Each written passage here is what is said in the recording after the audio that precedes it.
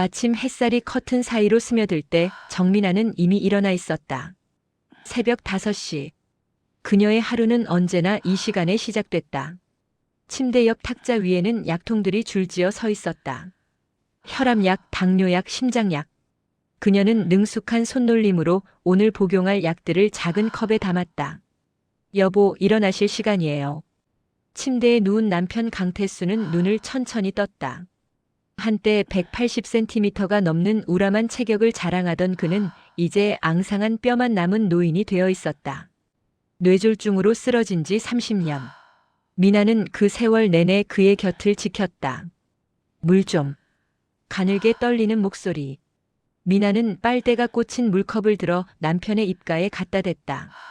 태수는 힘겹게 물을 삼켰다. 한 모금, 두 모금. 그것만으로도 그는 지친 듯 보였다. 천천히 드세요. 서두를 것 없어요. 미나의 목소리는 부드러웠다. 30년. 누군가에겐 평생이지만 그녀에겐 그저 남편을 사랑한 시간이었다. 재혼이었다. 그녀가 35, 태수가 43이었을 때였다. 주변에선 수군거렸다. 전처가 있었다는 것, 이혼 사유가 명확하지 않다는 것. 하지만 미나는 개의치 않았다. 과거는 중요하지 않아요. 지금 당신이 날 사랑한다면 그걸로 충분해요. 결혼 당시 그녀가 했던 말이었다. 태수는 그 말에 미나의 손을 꼭 잡았었다. 강하고 따뜻한 손이었다. 그 손이 이제는 미나의 손 안에서 작고 차갑게 떨리고 있었다. 약을 먹이고 몸을 닦이고 옷을 갈아입히는 일. 미나는 이 모든 것을 혼자 해냈다. 요양보호사를 쓸 수도 있었지만 그녀는 거부했다. 남편의 몸을 남이 만지는 게 싫었다. 아니, 정확히는 남편 곁에서 자신이 밀려나는 게 두려웠는지도 몰랐다. 미나야. 태수가 그녀의 이름을 불렀다. 최근 들어 그는 점점 더 말수가 줄었다. 한마디를 하는 것도 큰 힘이 드는 듯 했다. 미나는 남편의 손을 잡았다. 왜요, 여보? 미안. 해. 무슨 말씀을 그렇게 하세요? 우린 부부잖아요. 미나는 웃었지만 그 웃음 뒤에는 말할 수 없는 외로움이 숨어 있었다. 30년. 그녀는 친구들을 만나는 것도, 여행을 가는 것도, 자신만의 시간을 갖는 것도 모두 포기했다. 오직 남편만을 위해 살았다. 저녁이 되었다. 미나는 믹서기에 부드러운 음식들을 갈아 넣었다. 태수는 이제 고영식을 삼킬 수 없었다. 한 숟가락씩 떠먹이는 동안 그녀는 창밖을 바라봤다.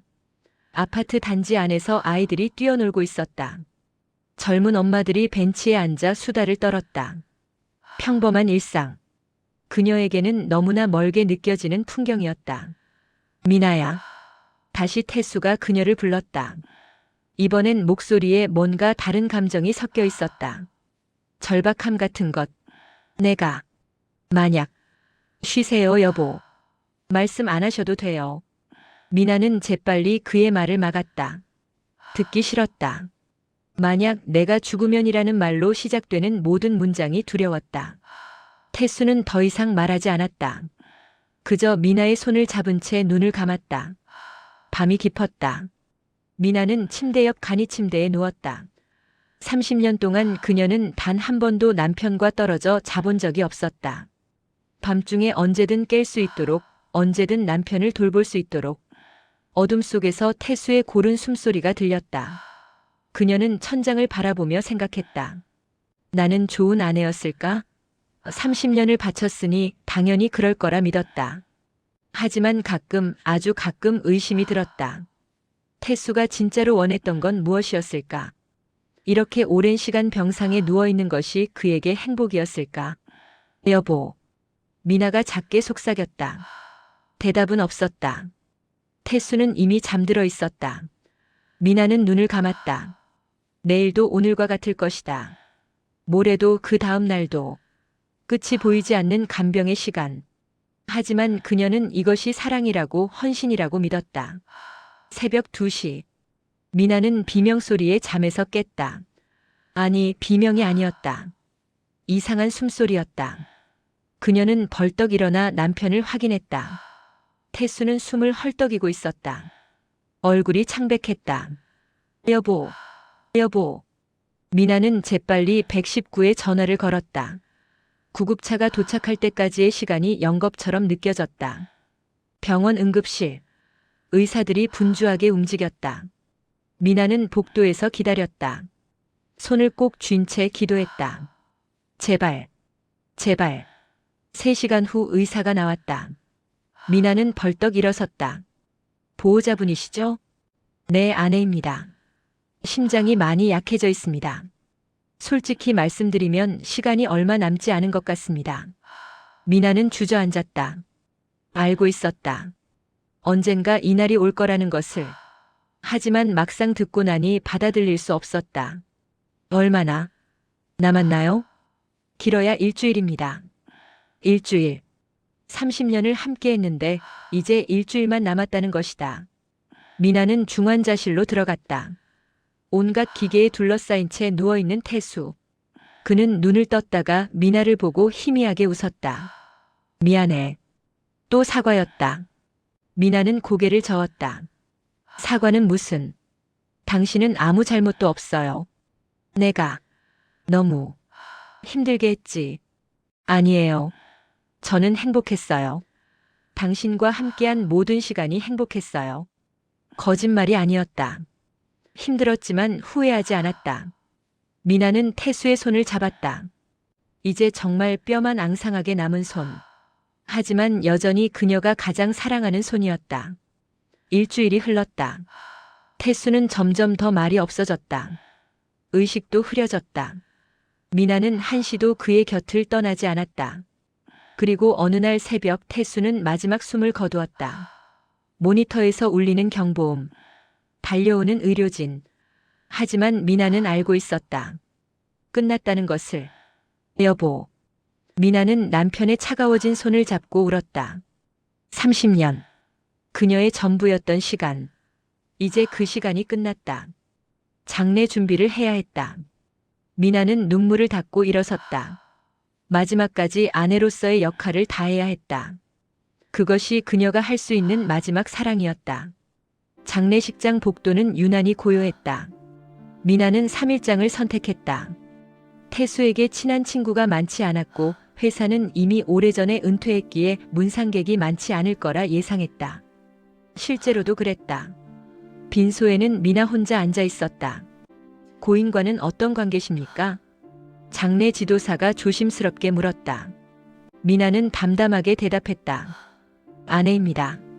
30년을 함께했어요. 자녀분은 없으신가요? 없습니다. 둘이서 살았어요. 장례 지도사는 더 이상 묻지 않았다. 미나는 영정사진 속 남편을 바라봤다. 젊은 시절 사진이었다. 결혼하기 전 태수가 직접 골라줬던 사진. 환하게 웃고 있는 그의 모습이 낯설게 느껴졌다. 병상에 누워있던 30년의 시간이 너무 길었기 때문이었다. 첫날 문상객은 5명이었다. 미나의 먼 친척 2, 태수의 옛 직장 동료 3. 그들은 짧게 조문하고 떠났다. 미나는 다시 혼자가 됐다. 빈소 안은 국화 향기와 침묵만이 가득했다. 미나 씨. 목소리에 미나는 고개를 들었다. 태수의 옛 직장 동료 중 한 명인 박 과장이 다시 들어왔다. 손에는 소주병을 들고 있었다. 혼자 계시기 힘드시죠? 제가 좀 앉아 있을게요. 괜찮습니다. 가보세요. 아니에요. 태수 형님께 빚진 게 있어서요. 박 과장은 미나 옆에 앉았다. 소주잔에 술을 따르며 영정을 향해 올렸다. 형님 편히 쉬세요.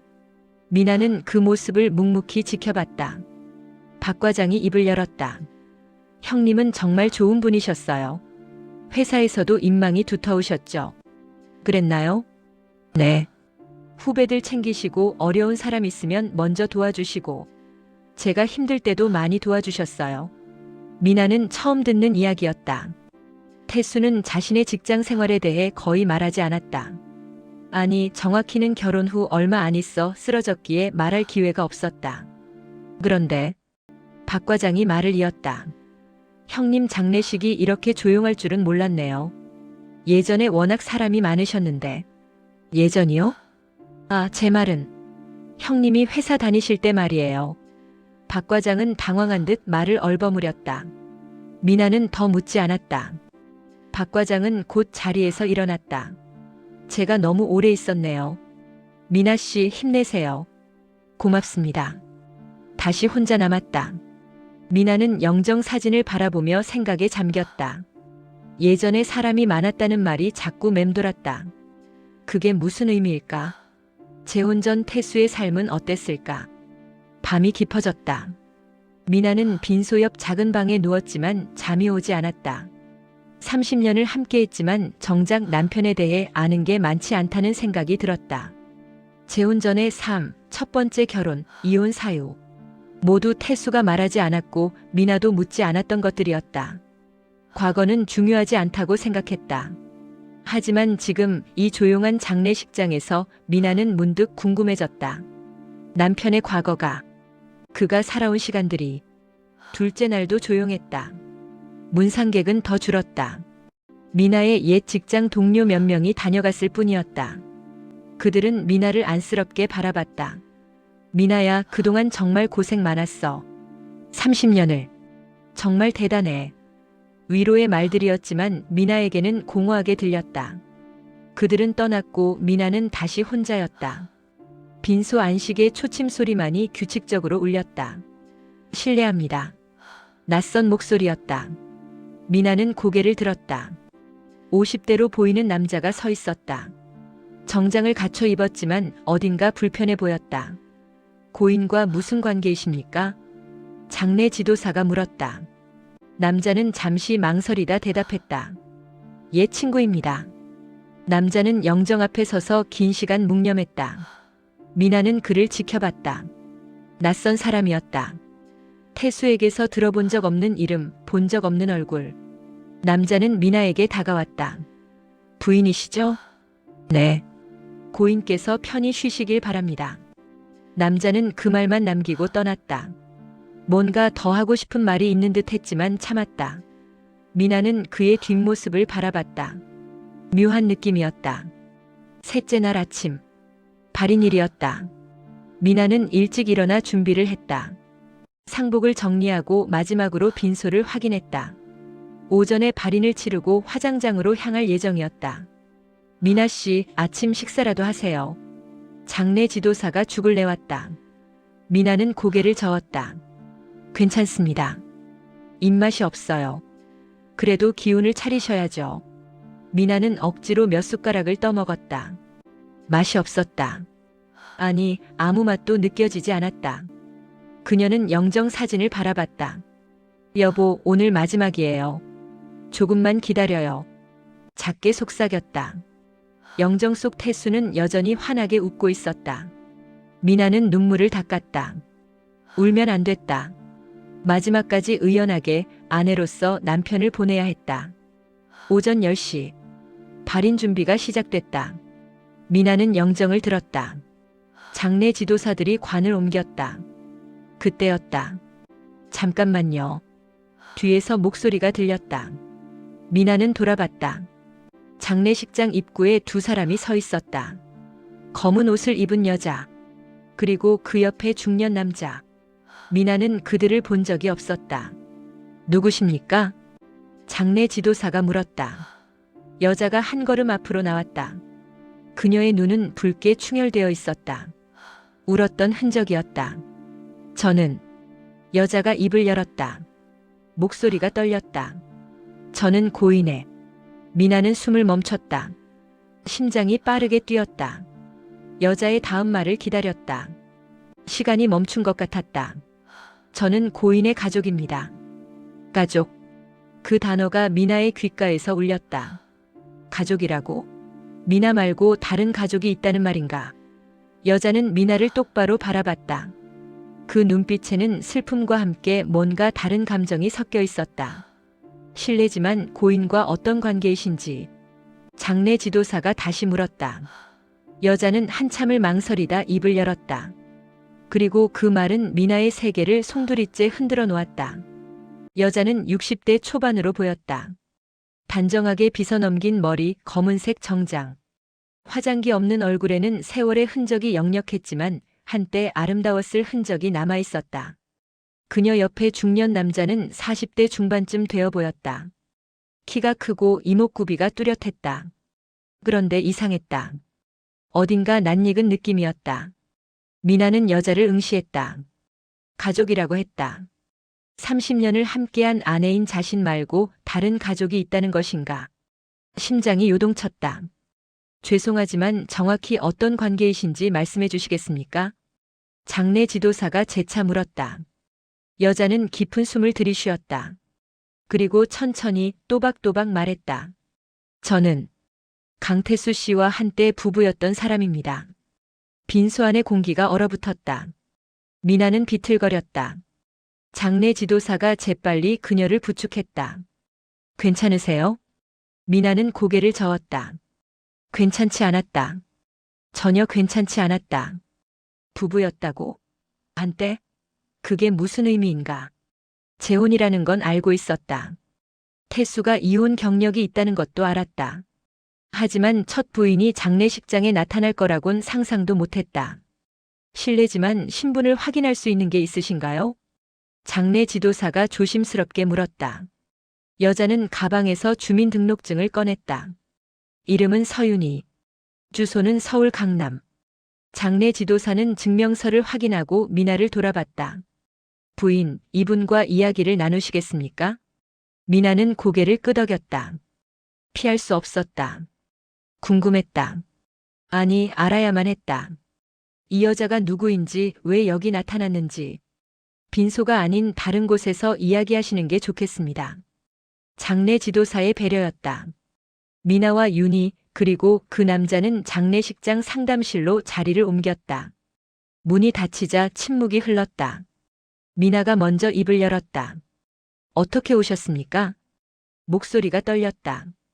윤희는 조용히 대답했다. 부고를 받습니다. 신문에 작게 실린 걸. 그래서 오셨다는 겁니까? 이혼한 전 남편 장례식에? 미안합니다. 혼란스럽게 해드려서. 윤희의 목소리는 담담했다. 하지만 그 눈에는 눈물이 고여 있었다. 미나는 참았던 감정이 터져나올 것 같았다. 전 30년을 그 사람 곁에서 살았습니다. 30년 동안 단 하루도 떨어진 적 없이 간병하고 돌보고 살았어요. 근데 지금 와서 알고 있습니다. 윤희가 미나의 말을 끊었다. 당신이 얼마나 힘드셨을지 압니다. 그리고 감사합니다. 그 사람을 돌봐주셔서. 감사하다고. 미나는 어이가 없었다. 남편을 돌본 건 당연한 일이었다. 아내로서의 의무였다. 그런데 이혼한 전처가 감사하다니. 저는 왜 오셨는지 모르겠네요. 이미 끝난 관계 아닙니까? 끝났죠. 법적으로는. 윤희가 말했다. 하지만 마음까지 끝낼 수는 없었습니다. 미나는 윤희를 노려봤다.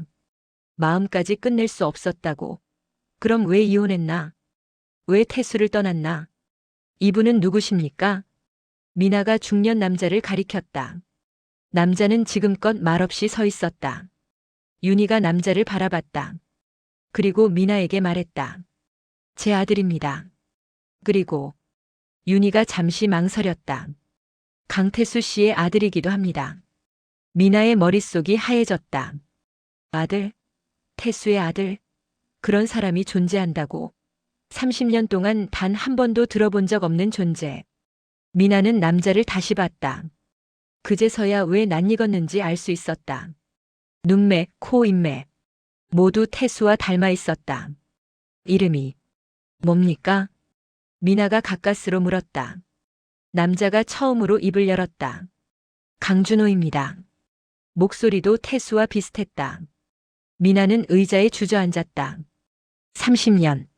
그 세월 동안 미나는 자신이 태수의 전부라고 믿었다.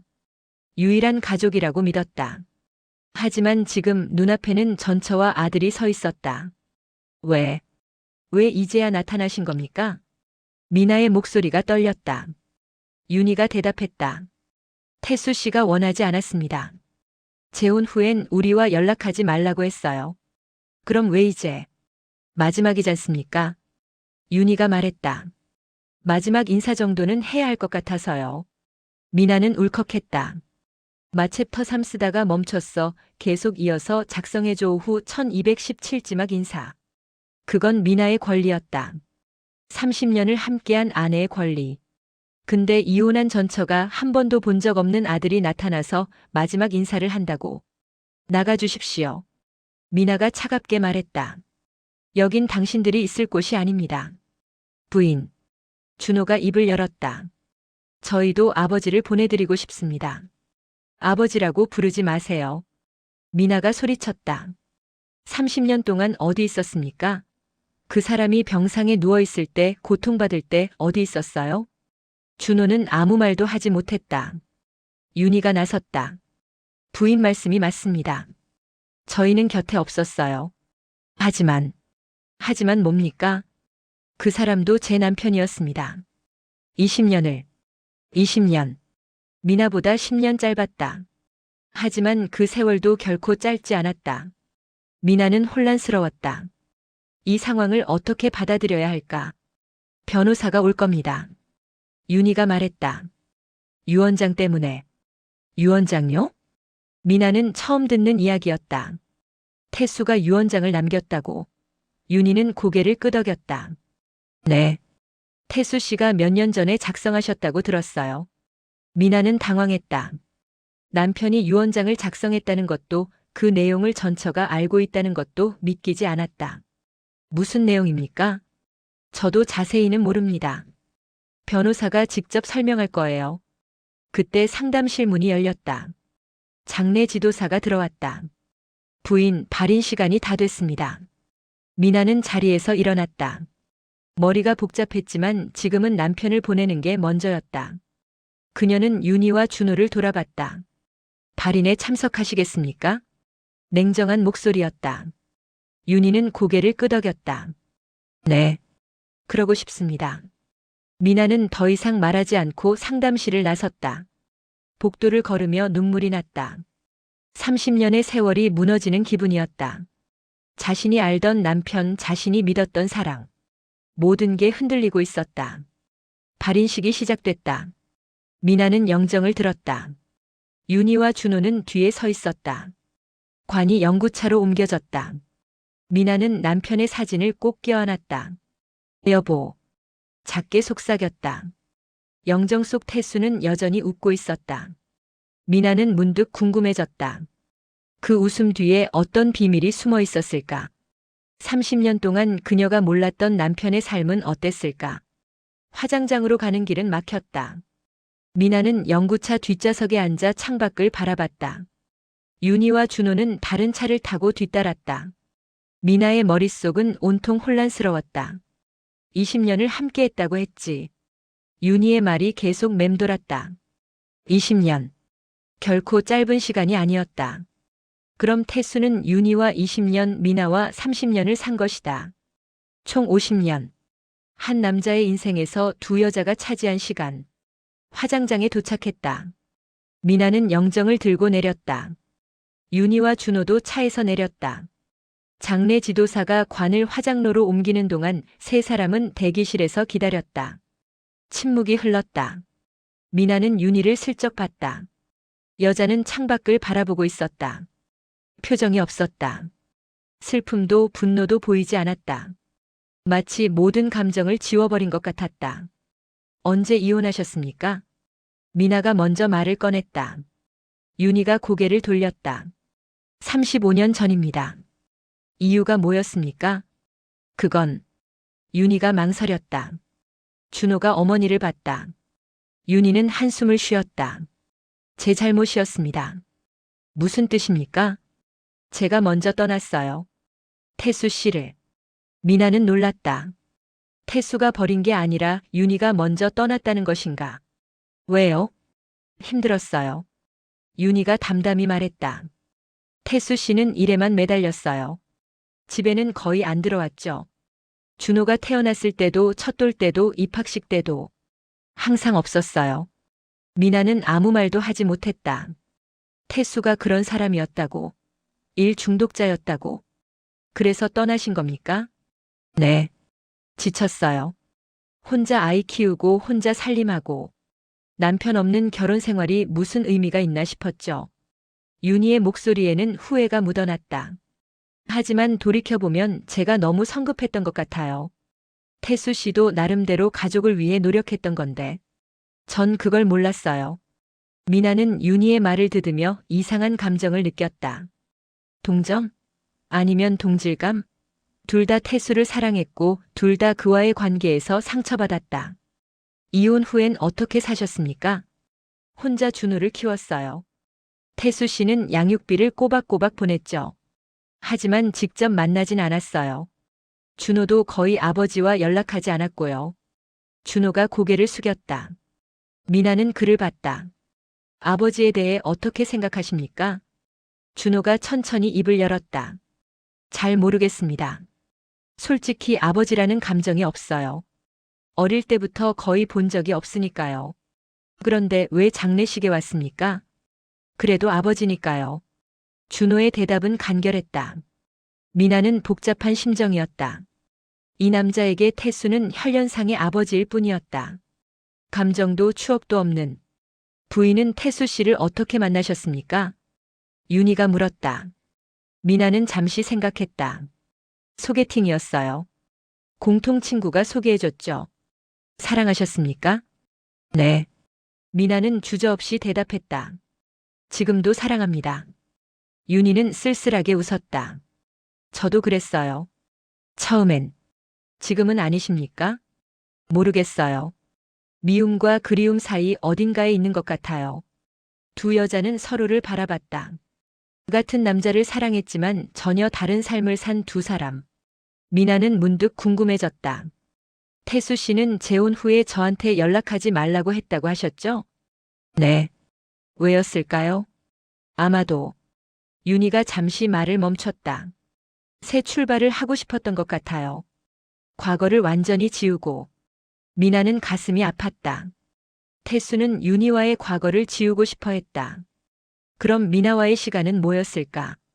과거를 지우기 위한 수단이었을까? 부인. 윤희가 조심스럽게 말했다. 태수 씨가 쓰러지기 전엔 어땠습니까? 행복했어요. 미나가 대답했다. 짧았지만 정말 행복했어요. 태수 씨는 저한테 잘해줬어요. 꽃도 사주고 여행도 가고. 그랬군요. 윤희의 목소리가 떨렸다. 태수 씨가 변한 거네요. 저와 살 땐 그런 적 없었는데. 미나는 윤희의 아픔을 느낄 수 있었다. 이 여자는 태수의 좋은 모습을 보지 못했다. 일에 치이고 가족을 돌보지 못했던 남자만 봤다. 반면 미나는 변화된 태수를 만났다. 더 성숙하고 더 다정. 미안합니다. 미나가 말했다. 제가 미안할 필요는 없지만 그래도 미안하네요. 아니에요. 윤희가 고개를 저었다. 당신 잘못이 아니에요. 그냥 시간이 그랬던 거죠. 그때 장례 지도사가 들어왔다. 화장이 끝났습니다.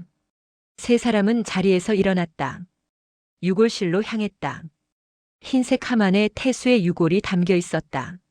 미나는 함을 꼭 껴안았다. 이제 정말 끝이었다. 태수는 사라졌다. 육신도 숨결도 모두. 납골 땅은 어디입니까? 윤희가 물었다. 미나는 대답했다. 서울 근교에 있는 곳이에요. 태수 씨가 생전에 정해뒀어요. 같이 가도 될까요? 미나는 잠시 고민했다. 거절하고 싶었다. 하지만 윤희의 눈을 보니 그럴 수 없었다. 이 여자도 태수를 보내야 했다. 자신만의 방식으로. 네. 같이 가시죠. 납골 땅까지는 1시간이 걸렸다. 도착해서 유골을 안치했다. 작은 폐에 태수의 이름과 생년월일이 새겨졌다. 미나는 그 앞에 무릎을 꿇었다. 여보, 편히 쉬세요. 윤희와 준호도 나란히 섰다. 윤희가 작게 속삭였다. 미안해요, 태수 씨. 그리고 고마웠어요. 준호는 아무 말도 하지 않았다. 그저 고개를 숙였다. 세 사람은 한참을 그렇게 서 있었다. 같은 남자를 위해 하지만 각자의 이유로. 납골 땅을 나서며 윤희가 미나에게 말했다. 내일 변호사 사무실에서 만나요. 유언장 공개 때문에. 알겠습니다. 미나는 짧게 대답했다. 유 원장. 그 안에는 무엇이 적혀 있을까? 미나는 불안했다. 혹시 자신이 모르는 또 다른 비밀이 있는 건 아닐까? 집으로 돌아오는 길 미나는 텅 빈 아파트를 마주했다. 30년을 함께한 공간. 하지만 이제 혼자였다. 그녀는 소파에 앉아 천장을 바라봤다. 눈물이 났다. 여보. 작게 불렀다. 대답은 없었다. 이제 영원히 들을 수 없을 대답. 미나는 울었다. 슬픔 때문이기도 했지만 혼란 때문이기도 했다. 자신이 알던 남편이 진짜 남편이었을까? 30년이 진짜였을까? 다음 날 아침 미나는 일찍 일어났다. 잠을 제대로 자지 못했다. 온통 유 원장 생각뿐이었다. 변호사 사무실은 강남에 있었다. 미나는 검은색 원피스를 입고 집을 나섰다.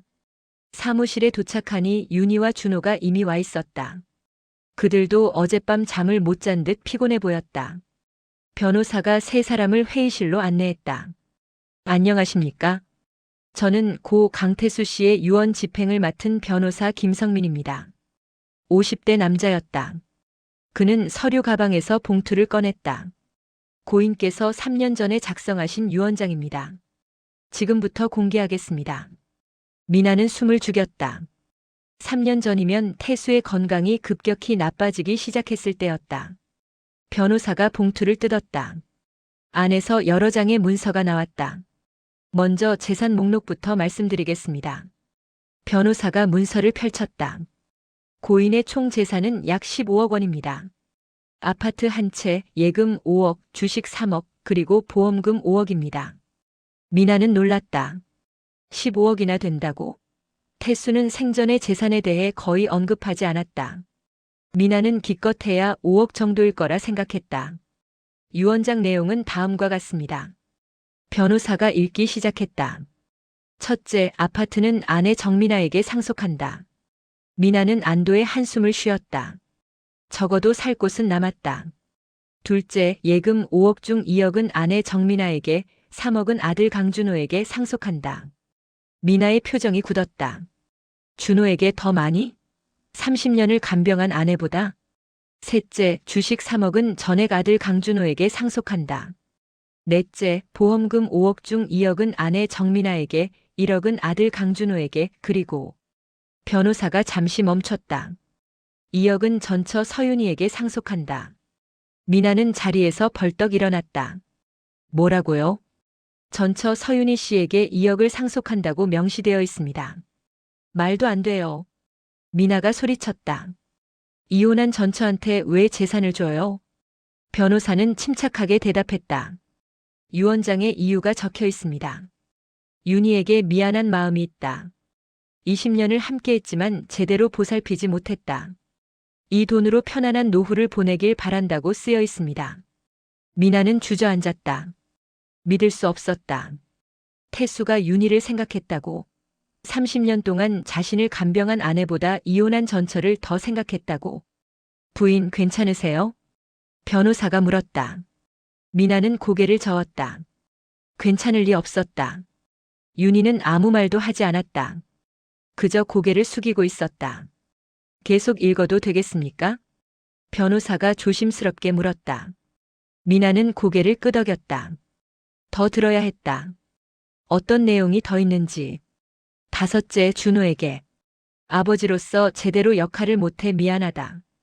이 재산으로 내 인생에 조금이나마 도움이 되길 바란다. 준호의 눈에 눈물이 고였다. 그는 고개를 돌렸다. 여섯째, 미나에게. 30년 동안 고마웠다. 당신이 없었다면 난 훨씬 일찍 죽었을 것이다. 당신은 내 인생의 축복이었다. 미나는 울컥했다. 축복이라고 했다. 하지만 왜 재산은 더 적게 준 거지? 왜 전처에게, 아들에게 더 많이 준 거지? 마지막으로 변호사가 말했다. 유언장 마지막 문단이 있습니다. 이 부분은 좀 특이합니다. 뭔데요? 미나가 물었다. 변호사는 문서를 들어 올렸다. 이 유언장의 내용에 이의가 있는 사람은 별도 봉투를 열어볼 것. 단 세 사람이 모두 동의해야만 열 수 있다고 적혀 있습니다. 별도 봉투요? 네. 여기 있습니다. 변호사가 작은 봉투를 꺼냈다. 봉투 겉면에는 세 사람 모두의 동의 후 개봉이라고 적혀 있었다. 안에 뭐가 들었는지 아십니까? 윤희가 물었다. 변호사는 고개를 저었다. 모릅니다. 고인께서 저한테도 말씀 안 하셨어요. 다만 이 봉투는 반드시 세 분이 모두 동의해야만 열 수 있다고 당부하셨습니다. 미나는 봉투를 노려봤다. 안에 뭐가 들었을까? 더 큰 비밀? 더 많은 재산? 아니면 열어보시겠습니까? 변호사가 물었다. 미나는 윤희와 준호를 봤다. 윤희가 먼저 말했다. 전 상관없습니다. 준호도 고개를 끄덕였다. 저도요. 모두가 미나를 봤다. 결정은 그녀의 몫이었다. 미나는 고민했다. 열어봐야 할까? 아니면 그냥 이대로 끝내야 할까? 열겠습니다. 미나가 말했다. 알고 싶었다. 태수가 마지막으로 남긴 게 뭔지. 변호사는 봉투를 열었다. 안에서 또 다른 문서가 나왔다. 변호사가 읽기 시작했다. 만약 이 봉투를 열었다면 당신들은 유언 내용에 의문을 가진 것이다. 특히 미나 당신이 그럴 것이다. 왜 30년을 함께한 아내에게 더 적게 줬는지 이해가 안 될 것이다. 미나는 숨을 죽였다. 하지만 알아야 한다. 내가 가진 재산의 절반은 원래 윤희의 것이었다. 뭐라고요? 미나가 소리쳤다. 변호사는 계속 읽었다. 이혼할 때 윤희는 재산 분할을 포기했다. 준호를 키우기 위해 필요한 최소한만 받고 나머지는 다 내게 넘겨줬다. 그 돈으로 난 사업을 확장했고 재산을 불렸다. 지금의 15억 중 절반은 사실 윤희 덕분이다. 윤희는 아무 말도 하지 않았다. 미나는 그녀를 봤다. 윤희의 눈에는 눈물이 가득했다. 그래서 난 윤희에게 돌려주고 싶었다. 적어도 일부라도. 그게 내가 할 수 있는 최소한의 보상이었다. 미나는 말문이 막혔다. 윤희가 재산 분할을 포기했다고. 그 돈으로 태수가 사업을 했다고. 준호에게 많이 준 것도 같은 이유다. 내가 아버지 역할을 못했기에 적어도 경제적으로라도 도와주고 싶었다. 준호는 고개를 숙였다. 어깨가 떨렸다. 미나, 당신에게 상대적으로 적게 준 것 같지만 아파트와 4억은 결코 작은 금액이 아니다. 당신은 30년 동안 나를 돌봐줬다. 그 은혜는 돈으로 갚을 수 없다. 하지만 난 윤희와 준호에게도 빚이 있었다. 그 빚을 갚고 싶었다. 미나는 울었다. 이해가 됐다. 태수의 마음이. 그는 세 사람 모두를 사랑했다. 각자 다른 방식으로. 마지막으로 세 사람 모두에게 서로 원망하지 말길 바란다. 모두 내 인생에서 소중한 사람들이다. 부디 평안하게 살아가길. 마이너스 강태수. 변호사가 문서를 내려놓았다.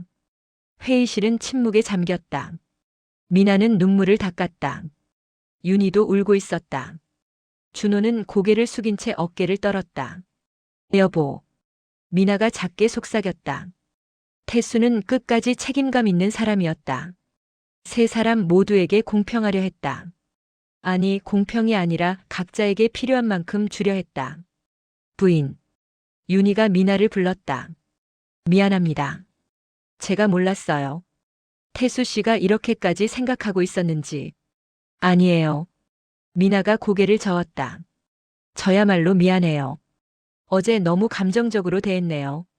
두 여자는 서로를 바라봤다. 적이 아니었다.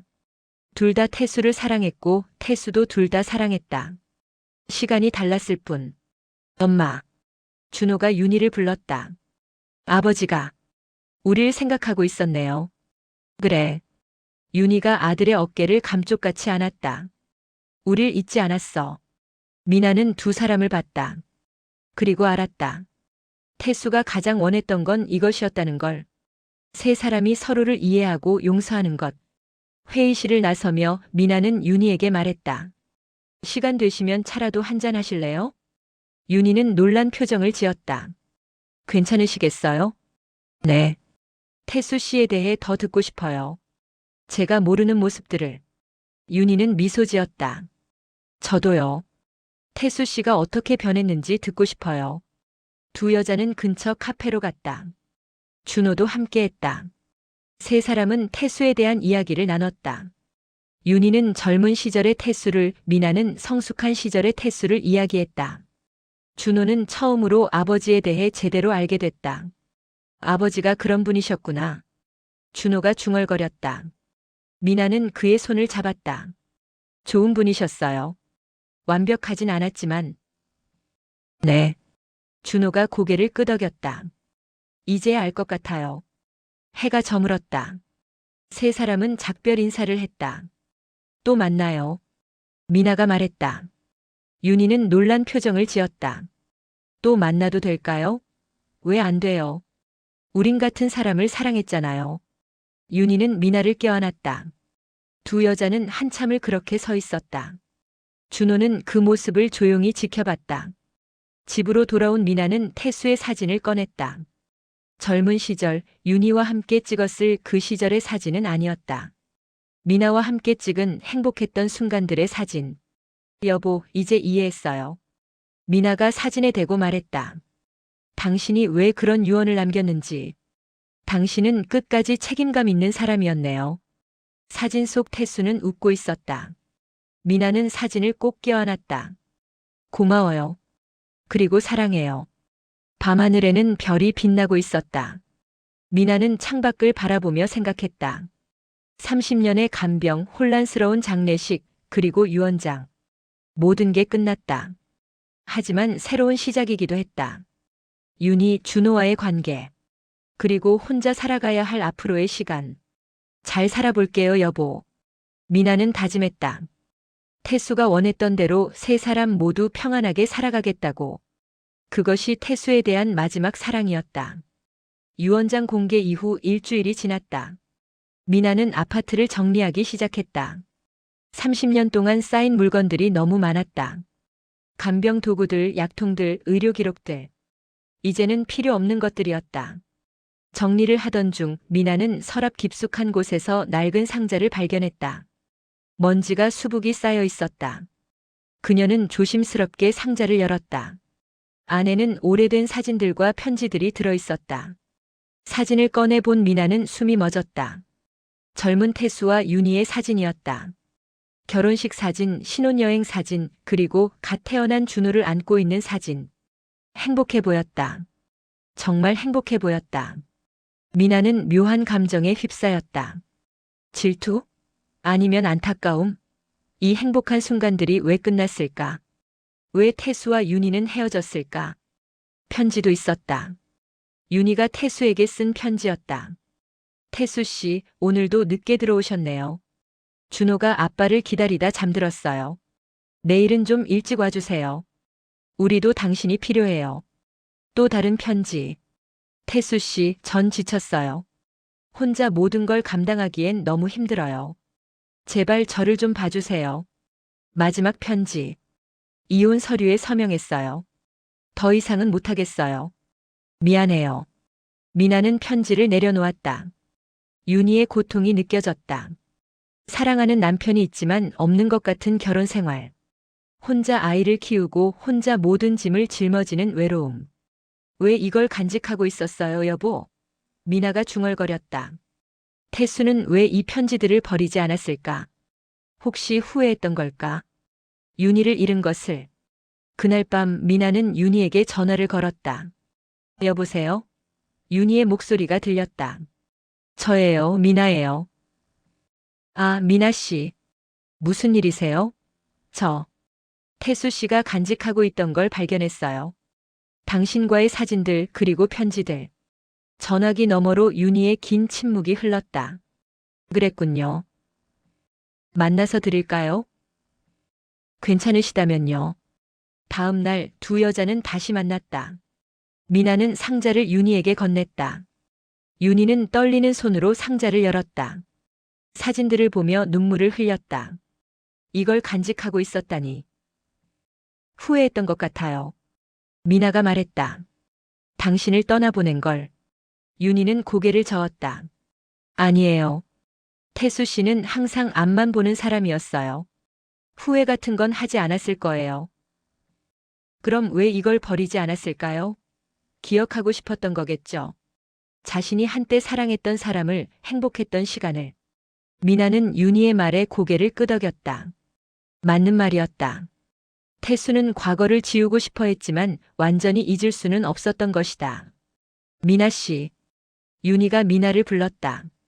태수 씨가 당신과 행복했나요? 네. 정말 행복했어요. 다행이에요. 윤희가 미소 지었다. 제가 주지 못한 행복을 당신이 줬네요. 당신도 태수 씨에게 행복을 줬어요. 미나가 말했다. 아들을 낳아줬잖아요. 준호가 있잖아요. 윤희는 눈물을 닦았다. 그렇긴 하죠. 두 여자는 오래 이야기를 나눴다. 태수에 대한 이야기, 그리고 각자의 삶에 대한 이야기. 점점 더 서로를 이해하게 됐다. 미나 씨, 앞으로 어떻게 사실 거예요? 윤희가 물었다. 모르겠어요. 30년 동안 태수 씨만 돌봤으니까 이제 뭘 해야 할지. 새로운 시작을 하세요. 새로운 시작이요? 네. 당신은 아직 젊어요. 이제 당신을 위해 사세요. 미나는 생각해봤다. 자신을 위해 산다. 낯선 개념이었다. 30년 동안 오직 남편만을 위해 살았으니까. 저도 그렇게 살아요. 윤희가 말했다. 이혼 후에 처음엔 힘들었어요. 하지만 점점 나 자신을 찾아갔죠. 일도 시작하고 취미도 생기고. 준호가 다 크고 나서는 더 자유로워졌어요. 행복하세요? 네. 나름대로요. 미나는 윤희의 말에 용기를 얻었다. 자신도 할 수 있을 것 같았다. 새로운 삶을. 미나 씨, 저희 집에 한번 놀러 오세요. 윤희가 제안했다. 준호도 만나고 싶어 할 거예요. 저를요? 네. 아버지를 돌봐준 사람이잖아요. 고마워하고 있어요. 미나는 초대를 받아들였다. 며칠 후 그녀는 윤희의 집을 방문했다. 아담한 아파트였다. 깔끔하게 정리되어 있었다. 어서 오세요. 준호가 문을 열어줬다. 그는 예전보다 부드러운 표정을 지고 있었다. 방해가 되진 않을까요? 아니에요. 환영합니다. 준호는 미나를 거실로 안내했다. 윤희가 차를 내왔다. 편하게 앉으세요. 세 사람은 앉아서 이야기를 나눴다. 준호는 자신의 직장 생활에 대해, 윤희는 최근에 시작한 취미 생활에 대해 이야기했다. 미나는 그들의 일상을 들으며 묘한 감정을 느꼈다. 마치 가족 같았다. 미나 씨. 준호가 말했다. 아버지 이야기 좀 해주시겠어요? 제가 모르는 아버지의 모습을요. 미나는 고개를 끄덕였다. 그녀는 태수와의 30년을 이야기했다. 처음 만났을 때, 결혼했을 때, 태수가 쓰러졌을 때, 그리고 간병하며 보낸 시간들. 준호는 진지하게 들었다. 아버지가 그런 모습도 있었구나. 좋은 분이셨어요. 비록 완벽하진 않았지만. 제게도 완벽한 아버지는 아니었어요. 준호가 말했다. 하지만 이제 이해할 것 같아요. 아버지도 최선을 다했다는 걸. 미나는 준호의 손을 잡았다. 태수 씨는 당신을 사랑했어요. 표현을 잘 못했을 뿐이죠. 알아요. 유언장을 보고 알았어요. 저녁이 됐다. 윤희가 식사를 준비했다. 같이 드실래요? 괜찮을까요? 당연하죠. 우린 이제 가족 같은 사이잖아요. 가족. 그 단어가 미나의 가슴을 따뜻하게 했다. 30년 동안 남편과 둘이서만 살았다. 가족이라고 해봤자 둘뿐이었다. 하지만 이제 윤희와 준호가 있었다. 식사를 하며 세 사람은 웃고 떠들었다. 태수 이야기도 했지만 다른 이야기도 많이 했다. 일상적인 평범한 이야기들. 미나 씨, 자주 놀러 오세요. 윤희가 말했다.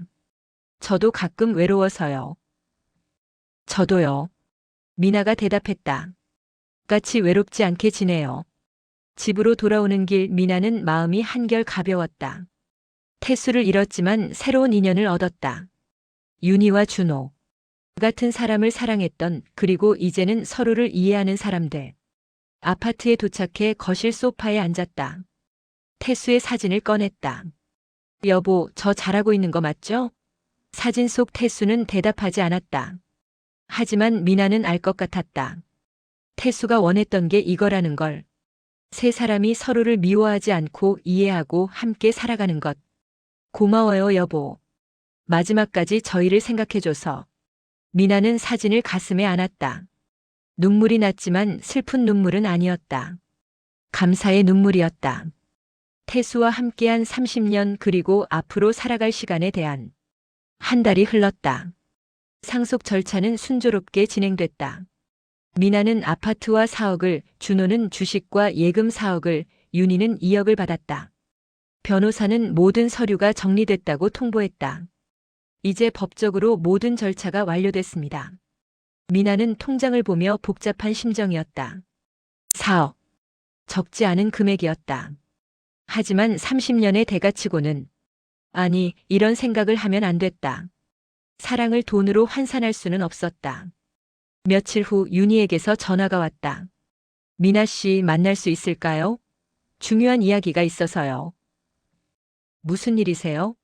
직접 만나서 이야기하고 싶어요. 두 사람은 다시 카페에서 만났다. 윤희는 평소와 달리 긴장한 표정이었다. 무슨 일이세요? 미나가 물었다. 윤희는 한참을 망설이다 입을 열었다. 저, 상속받은 돈을 받을 수 없을 것 같아요. 왜요? 제가 받을 자격이 없는 것 같아서요. 미나는 이해할 수 없었다. 태수 씨가 당신에게 주고 싶어 했잖아요. 하지만 전 이미 태수 씨에게서 많이 받았어요. 이혼 당시에도 준호가 자라는 동안에도 양육비도 꼬박꼬박 받았고요. 그래도 유언장에. 알아요. 윤희가 미나의 말을 끊었다. 하지만 생각해보니 이 돈은 당신 것이어야 할 것 같아요. 30년을 간병한 당신이 더 받아야 해요. 미나는 고개를 저었다. 안 돼요. 태수 씨의 뜻이었어요. 제 뜻이기도 해요. 윤희가 단호하게 말했다. 전준호만 잘 크면 됐어요. 이제 준호도 다 컸고 제가 번 돈도 있어요. 2억은 당신이 받으세요. 윤희 씨. 부탁이에요, 미나 씨. 그래야 제 마음이 편해요. 미나는 혼란스러웠다. 윤희의 마음은 이해했다. 하지만 태수의 유언을 무시할 수는 없었다. 천천히 생각해봐요. 미나가 말했다. 급하게 결정할 필요 없어요. 윤희는 고개를 끄덕였다. 하지만 그녀의 결심은 확고해 보였다. 일주일 후 이번엔 준호에게서 연락이 왔다. 미나 씨 만날 수 있을까요? 준호도 심각한 표정으로 나타났다. 저도 어머니와 같은 생각이에요. 준호 씨도? 네. 저도 아버지에게서 받은 게 충분해요. 주식 3억이면 제 인생을 바꿀 만한 돈이에요. 예금까지 받을 필요는 없을 것 같아요. 하지만 미나 씨, 준호가 진지하게 말했다. 당신이 더 받아야 해요. 30년 동안 아버지를 돌봤잖아요. 저흰 아버지 곁에 없었어요. 미나는 두 사람의 마음을 이해했다. 하지만 받아들일 수 없었다. 안 돼요. 태수 씨가 원한 게 아니에요. 아버지는 당신에게 미안했을 거예요. 준호가 말했다. 당신이 더 받아야 한다고 생각했지만 저희에 대한 책임감 때문에 나눠준 거예요. 하지만 우린 괜찮아요. 정말로요. 미나는 눈물이 났다. 이 두 사람의 마음씨가 고마웠다. 생각할 시간을 주세요. 미나가 간신히 말했다. 혼자 정리할 시간이 필요해요. 집으로 돌아온 미나는 태수의 사진 앞에 앉았다. 여보, 어떻게 해야 할까요? 사진은 대답하지 않았다. 미나는 깊은 생각에 잠겼다. 윤희와 준호의 제안을 받아들여야 할까? 아니면 태수의 유언대로 해야 할까? 밤새 고민한 끝에 미나는 결정을 내렸다. 다음 날 그녀는 윤희와 준호를 불렀다. 제 결정을 말씀드리려고요. 두 사람은 긴장한 표정으로 기다렸다. 두 분의 마음은 정말 감사해요. 하지만 전 태수 씨의 유언을 따르고 싶어요. 윤희가 입을 열려고 했지만 미나가 손을 들어 막았다. 들어주세요. 태수 씨는 깊이 생각하고 이 유언을 쓰셨어요. 세 사람 모두를 고려해서 우리가 그 뜻을 바꾸는 건 옳지 않은 것 같아요. 하지만 미나 씨가 더 받아야. 아니에요. 미나가 단호하게 말했다. 전 충분히 받았어요. 아파트도 있고 사업도 있어요. 그리고 무엇보다 미나가 두 사람을 번갈아 봤다. 두 분이라는 새로운 가족을 얻었잖아요. 그것만으로도 충분해요. 윤희의 눈에 눈물이 고였다. 준호도 고개를 숙였다. 대신 한 가지 제안이 있어요. 미나가 말했다. 우리 셋이 1년에 한 번씩 태수 씨 기일에 만나는 거예요. 함께 추모하고 안부도 묻고. 어때요? 좋아요. 윤희가 즉시 대답했다. 정말 좋은 생각이에요. 준호도 고개를 끄덕였다. 저도 찬성이에요. 세 사람은 악수를 나눴다. 그리고 이상하게도 모두 마음이 편안해졌다. 태수의 유언을 지키면서도 서로를 배려하는 방법을 찾은 것이다. 며칠 후 변호사 사무실에서 최종 서류에 서명했다. 모든 절차가 완료됐다. 사무실을 나서며 미나는 윤희와 준호에게 말했다. 다음 주에 저희 집에서 저녁 식사 어때요? 제가 요리할게요. 좋아요. 윤희가 웃으며 대답했다. 뭘 준비해 드릴까요? 그냥 오세요. 마음만 가져오시면 돼요. 일주일 후 세 사람은 미나의 아파트에서 저녁을 함께 했다. 미나는 정성껏 음식을 준비했다. 윤희가 감탄했다. 요리 솜씨가 대단하시네요. 30년 동안 환자식만 만들다가 이런 음식 만드는 게 오랜만이에요. 미나가 웃으며 말했다. 식사를 하며 세 사람은 태수에 대한 이야기를 나눴다. 이제는 슬픔보다 감사함이 더 컸다. 태수가 그들을 이어준 것에 대한. 미나 씨. 준호가 말했다. 아버지가 당신을 만난 건 정말 행운이었던 것 같아요. 아니에요. 제가 행운이었어요. 미나가 대답했다. 태수 씨가 제 인생에 의미를 줬으니까요. 윤희가 잔을 들었다. 태수 씨를 위해 건배해요. 그리고 우리의 새로운 시작을 위해. 세 사람은 잔을 부딪혔다. 건배. 저녁 식사 후 세 사람은 거실에 앉아 이야기를 계속했다. 준호가 말했다. 어머니, 요즘 뭐 하세요? 그림을 그리기 시작했어. 윤희가 대답했다. 젊었을 때 하고 싶었던 건데 이제야 시작했지. 멋지네요. 미나가 말했다. 저도 뭔가 시작해야 할 것 같아요. 뭘 하고 싶으세요? 글쎄요. 아직 잘 모르겠어요. 30년 동안 간병만 하다 보니 제가 뭘 좋아하는지도 잘 모르겠어요. 천천히 찾아가세요. 윤희가 조언했다. 서두를 필요 없어요. 미나는 고개를 끄덕였다. 맞는 말이었다. 이제 그녀에게는 시간이 있었다. 자신을 위한 시간. 밤이 깊어졌다. 윤희와 준호가 일어났다. 이만 가볼게요. 오늘 정말 좋았어요. 저도요. 자주 만나요. 미나가 그들을 배웅했다. 문을 닫고 돌아서니 아파트는 다시 조용해졌다. 하지만 예전처럼 외롭지는 않았다. 이제 미나에게는 윤희와 준호가 있었다. 거실로 돌아와 소파에 앉았다. 태수의 사진을 봤다. 여보, 우리 잘하고 있는 거 맞죠? 사진 속 태수는 여전히 웃고 있었다. 미나는 그 웃음이 축복이라고 믿었다. 6개월이 흘렀다. 미나, 윤희, 준호는 정기적으로 만났다. 처음엔 어색했지만 점점 가까워졌다. 진짜 가족처럼. 어느 날 미나에게 변호사 김성민에게서 연락이 왔다. 부인, 한번 사무실로 오실 수 있으신가요? 중요한 이야기가 있습니다. 무슨 일이신가요? 직접 말씀드리는 게 좋을 것 같습니다. 미나는 불안한 마음으로 사무실을 찾았다. 변호사는 그녀를 맞으며 말했다. 윤희 씨와 준호 씨도 곧 오실 겁니다. 두 분도요? 네. 세 분이 함께 들으셔야 할 내용이에요. 곧 윤희와 준호가 도착했다.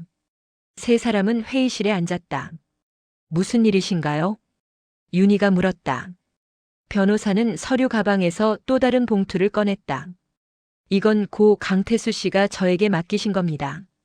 상속이 완료되고 6개월 후에 열어보라고 하셨어요. 또 다른 유언입니까? 미나가 물었다. 유언이라기보다는 편지에 가깝습니다. 변호사는 봉투를 열었다. 안에서 편지 한 장이 나왔다. 변호사가 읽기 시작했다. 미나, 윤희, 준호에게. 이 편지를 읽고 있다면 당신들은 내 유언을 따랐고 6개월이 지난 것이다. 그리고 챕터 8 쓰다가 멈췄어. 계속해서 작성해줘. 오후 309화마도 서로 가까워졌을 것이다. 그게 내가 원했던 거다. 세 사람은 숨을 죽였다. 사실 유언장은 일부러 그렇게 쓴 것이다. 미나에게는 적게, 윤희와 준호에게는 많이. 그래야 당신들이 대화를 나누고 서로를 이해하려 노력할 것 같았다. 미나는 놀랐다. 일부러 그렇게 썼다고? 만약 내가 모든 걸 미나에게 줬다면 윤희와 준호는 원망했을 것이다. 반대로 윤희와 준호에게만 줬다면 미나가 상처받았을 것이다. 그래서 적절히 나눴다. 그리고 그 과정에서 당신들이 서로를 알아가길 바랐다. 윤희가 눈물을 흘렸다. 준호는 고개를 숙였다. 그리고 이제 진짜 유언을 말하겠다. 변호사가 잠시 멈췄다가 계속 읽었다. 내게는 또 다른 재산이 있다. 아무에게도 말하지 않았던 비밀 계좌에 10억이 있다. 뭐라고요? 세 사람이 동시에 소리쳤다. 이 돈은 내가 젊었을 때부터 모은 것이다. 윤희와 결혼하기 전부터, 그리고 미나와 함께한 시간 동안 조금씩 조금씩 모았다. 아무도 모르게. 미나는 믿을 수 없었다. 10억이라고? 이 돈을 세 사람에게 똑같이 나눠주고 싶다. 각자 3억 3천만 원씩. 남는 1천만 원은 자선단체에 기부해달라. 변호사가 편지를 내려놓고 세 사람을 봤다. 실제로 비밀 계좌가 있습니다. 여기 통장과 인감이 있어요. 변호사는 서류를 펼쳤다. 정말로 10억이 들어있는 통장이었다. 이건 어떻게? 미나가 말을 잇지 못했다. 윤희도 마찬가지였다. 편지에 더 쓰여 있습니다. 변호사가 계속 읽었다. 왜 이렇게 했냐고 물을 것이다. 간단하다. 당신들이 돈 때문에 만나는 게 아니라 진심으로 서로를 이해하고 가까워지길 바랐기 때문이다. 만약 처음부터 큰 돈을 똑같이 나눠줬다면 당신들은 형식적으로만 만나고 끝났을 것이다. 미나는 태수의 의도를 이해했다. 그는 정말 끝까지 생각한 사람이었다. 하지만 차등 상속을 통해 당신들은 대화를 나누고 감정을 공유하고 서로의 입장을 이해하게 됐을 것이다. 그리고 6개월이 지난 지금 아마도 진짜 가족이 됐을 것이다. 윤희가 울기 시작했다. 준호도 눈물을 닦았다. 미나는 가슴이 벅찼다. 미나, 당신은 30년 동안 날 돌봐줬다. 이제 이 돈으로 당신이 하고 싶은 걸 하길 바란다. 여행도 가고 취미도 갖고 당신 자신을 위해 살아라. 미나는 울음을 참을 수 없었다. 윤희, 당신에게 미안했다. 좋은 남편이 되지 못해서. 이 돈으로 편안한 노후를 보내길. 그리고 항상 하고 싶었던 그림을 마음껏 그려라. 당신은 재능이 있었는데 내가 그걸 알아주지 못했다. 윤희는 얼굴을 손으로 가렸다. 준호 아들아. 아버지 노릇을 못해 미안하다. 하지만 넌 훌륭하게 자라줬다. 어머니 덕분이다. 이 돈으로 내가 꿈꾸던 일을 시작해라. 넌 할 수 있다. 준호는 소리내어 울었다. 그리고 세 사람 모두에게 서로를 돌봐라. 당신들은 이제 가족이다.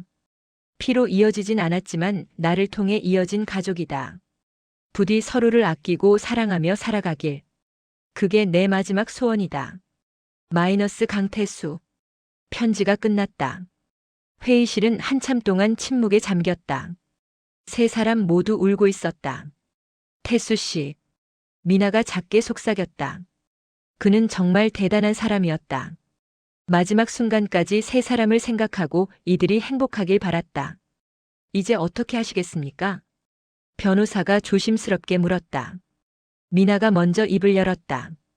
태수 씨 뜻대로 하죠. 똑같이 나눠요. 윤희와 준호도 고개를 끄덕였다. 그리고 미나가 두 사람을 봤다. 우리 진짜 가족으로 살아요. 태수 씨가 원한 대로. 윤희가 미나의 손을 잡았다. 준호도 두 사람의 손 위에 자신의 손을 올렸다. 네. 가족으로 살아요. 상속 절차는 다시 진행됐다. 이번엔 세 사람 모두 똑같이 3억 3천만 원씩 받았다.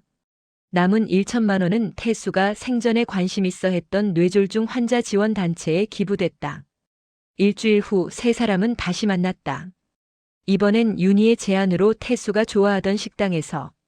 태수 씨가 여기 자주 오셨대요. 윤희가 말했다. 재혼 전에 저랑도 몇 번 온 적 있어요. 저도 태수 씨랑 여기 와봤어요. 미나가 미소 지었다. 삼겹살을 좋아하셨죠? 맞아요. 준호가 메뉴를 주문했다. 삼겹살과 소주. 태수가 좋아하던 것들. 식사를 하며 세 사람은 미래에 대해 이야기했다. 미나 씨는 뭐 하고 싶으세요? 준호가 물었다. 저는요. 요리 학원에 다녀볼까 해요. 30년 동안 환자식만 만들었으니 이제 제대로 배우고 싶어요. 좋은 생각이에요. 윤희가 말했다. 저는 내년에 개인전을 열려고요. 그림을. 정말요? 꼭 가볼게요. 미나가 대답했다. 준호 씨는요? 저는 작은 카페를 열어볼까 해요.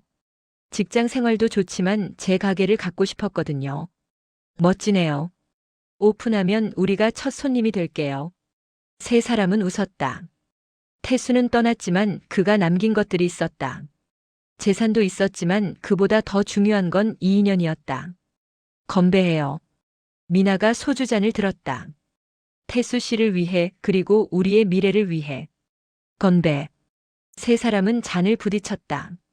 그날 밤 미나는 집으로 돌아와 태수의 사진 앞에 앉았다. 여보, 당신의 계획이 성공했어요. 미나는 웃으며 말했다. 우린 이제 진짜 가족이에요. 윤희 씨도 준호도. 모두 당신이 이어준 인연이에요. 사진 속 태수는 여전히 웃고 있었다. 미나는 이제 그 웃음의 의미를 알 것 같았다. 그는 알고 있었다. 자신이 떠난 후에도 세 사람이 서로를 의지하며 살아갈 거라는 것을. 고마워요, 여보. 마지막까지 우릴 사랑해줘서.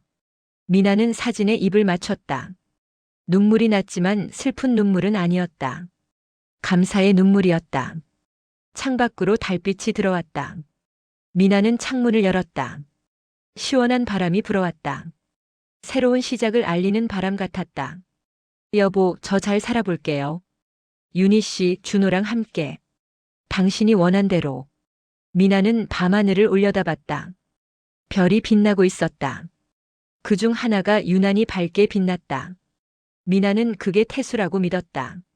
하늘에서 그들을 지켜보는. 안녕히 주무세요, 여보. 사랑해요. 미나는 창문을 닫고 침대에 누웠다. 30년의 간병이 끝났다. 슬픔도 있었지만 새로운 시작도 있었다. 그리고 무엇보다 태수가 남긴 가장 큰 선물 마이너스 가족이 있었다. 미나는 눈을 감았다.